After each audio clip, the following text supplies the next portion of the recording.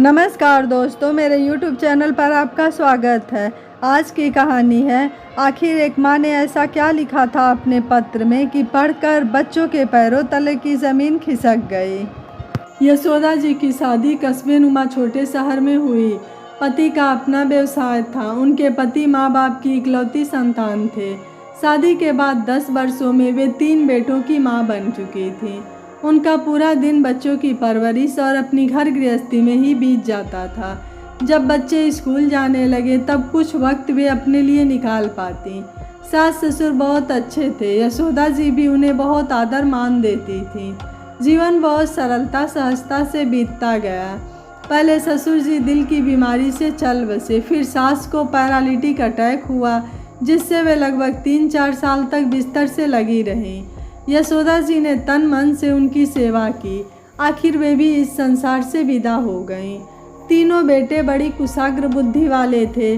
उस छोटे से कस्बे में स्कूल की पढ़ाई तो कर ली, लेकिन अगली पढ़ाई के लिए तीनों को ही दूसरे शहरों में भेज दिया गया। यशोदा जी के पति का कहना था कि बच्चों का भविष्य उज्जवल बनाना ही उनके जीवन का उद्देश्य है। इसके लिए उन्होंने अपनी इच्छाओं आवश्यकताओं पर अंकुश लगाया, लेकिन बच्चों को बेहतर शिक्षा दिलाई।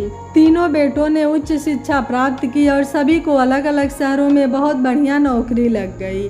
यशोदा जी और पति बहुत खुश थे कि बच्चे अपने जीवन में अच्छी तरह से सेट हो गए। तीनों की शादियां भी हो गई और उनके अपने परिवार भी बन गए। जब भी समय मिलता वे माँ बाप से मिलने के लिए आ जाते। अचानक एक दिन यशोदा जी के पति को पेट में बहुत तेज दर्द हुआ। डॉक्टर को बुलाया गया, दवाइयाँ भी दी गई, लेकिन उनकी तबीयत बिगड़ती ही गई और एक सप्ताह में ही उनकी मौत हो गई। बेटे बहू बच्चे सभी आए। सभी रस्में पूरी करने के बाद सवाल उठा, अब माँ अकेले कैसे रहेंगी। तीनों बहुएं भी नौकरी करती थी, इसलिए माँ को साथ ले जाने में सभी कतरा रही थी। यशोदा जी स्वयं भी जाने को तैयार नहीं थी। इस घर में वे दुल्हन बनकर आई थी और इस घर से उनकी ढेरों यादें जुड़ी हुई हैं। इसे वे कैसे छोड़ सकती हैं। तीनों भाई मन ही मन सोच रहे थे कि अब माँ को कौन साथ ले जाए। हर एक को अपनी मजबूरियाँ नज़र आ रही थी। पता नहीं उनकी पत्नी माँ के साथ एडजस्ट हो पाएंगी या नहीं। हर कोई एक दूसरे से ही उम्मीद रख रहा था कि वही माँ को ले जाए, लेकिन प्रत्यक्ष में सभी चुप थे। आखिर औपचारिकतावश छोटा बेटा आगे आया और बोला, माँ हमारे साथ चलोगी? अभी यहाँ अकेले कैसे रहोगी? पिछले 50 सालों से इस घर में रह रही हूँ, इसे कैसे छोड़ सकती हूँ। सारी उम्र ही यहीं बीत गई है, बाकी की भी बीत जाएगी, यशोदा जी ने धीरे से कहा। दोबारा किसी बेटे ने भी आग्रह नहीं किया और अगले दिन ही वे अपने परिवारों के साथ वहाँ से चले गए। बड़े शहरों में रहते हुए उनकी सोच में बहुत परिवर्तन आ गया था। स्वार्थ, संवेदनहीनता, अति व्यस्तता, आडंबर और केवल अपने परिवार तक ही सीमित सोच, यह उनके स्वभाव बन गए थे। यशोदा जी के पड़ोसी बहुत अच्छे, इतने सालों से साथ रहने के कारण उनके आपस में अच्छे संबंध थे और अब वे ही वक्त बेवक्त उनके पास आ जाते और यथासंभव मदद कर देते। यशोदा जी अधिकांश समय घर में ही रहती, पूजा पाठ करती, कभी कभी मंदिर चली जाती। पति के बिना जीवन एकदम एकाकी लग रहा था। मन में उदासी आने लगी थी।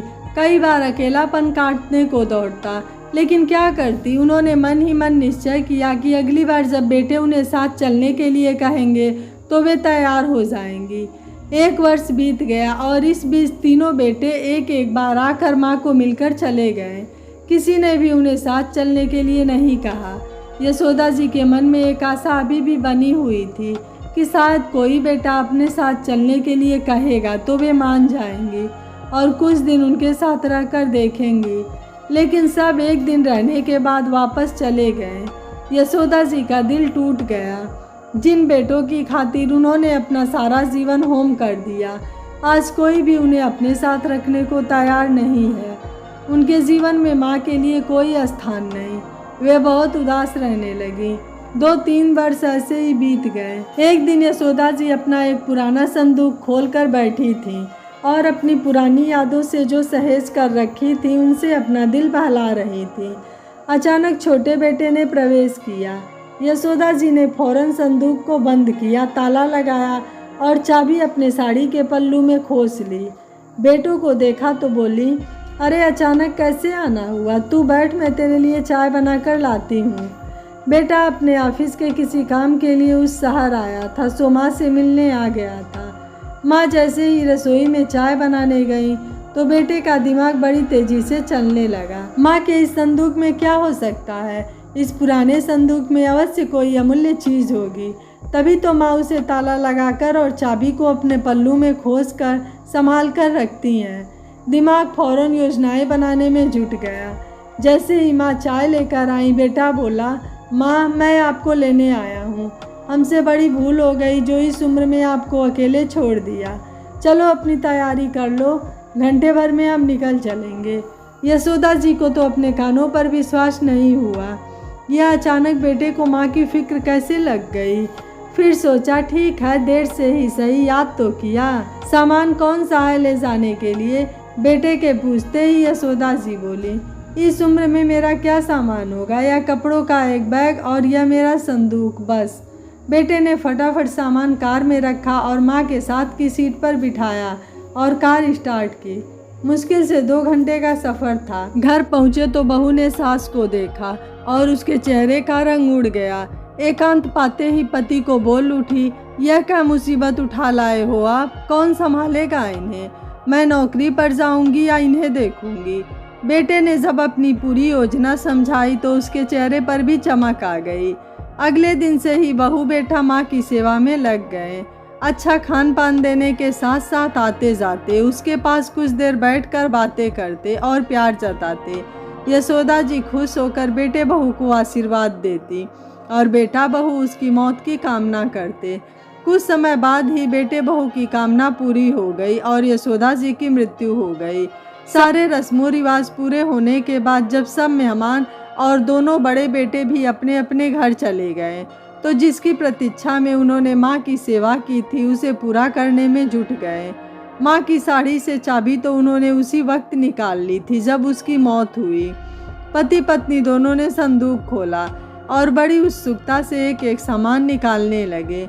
संदूक में बेटों के बचपन में पहने हुए कपड़े, खिलौने और कुछ फोटोग्राफ्स थे जो समय समय पर उनके जन्मदिन पर माता पिता बड़े शौक से खिंचवाते थे।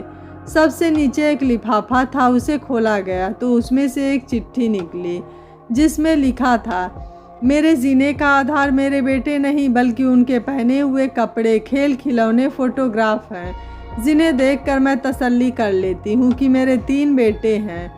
बचपन में वे मेरे बिना एक पल भी नहीं रह सकते थे, लेकिन आज वह मुझे एक पल भी अपने साथ रखना नहीं चाहते। उनके जीवन में मेरे लिए ना तो समय है ना मेरे अस्तित्व का उन्हें ख्याल है। पिछले कुछ समय के उनके व्यवहार को देखकर मैंने यह फैसला किया है कि यह घर जिसमें मैं रहती हूँ इसे शहर के बच्चों के लिए आंगनबाड़ी को दे रही हूँ, जहाँ छोटे छोटे बच्चे खेलेंगे, पढ़ेंगे और उन्हें संस्कार सिखाए जाएंगे कि माता पिता की अहमियत क्या होती है, उनके साथ किस तरह का व्यवहार करना चाहिए।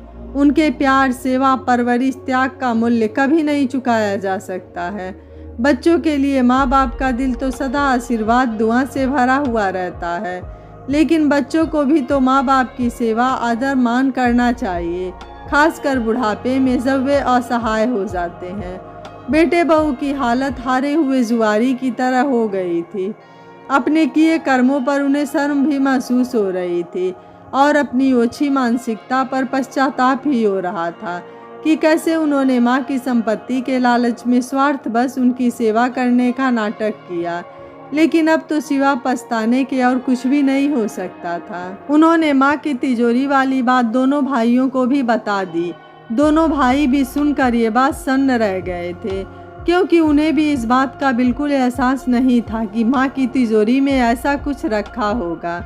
माँ ने अपनी वसीयत बनाकर सब बेटों को आश्चर्यचकित कर दिया था। अब तीनों बेटे सोच रहे थे कि काश हमने माँ को अपने पास रख लिया होता तो उन्हें 3-3 बेटों को होते हुए अनाथ का जीवन नहीं जीना पड़ता।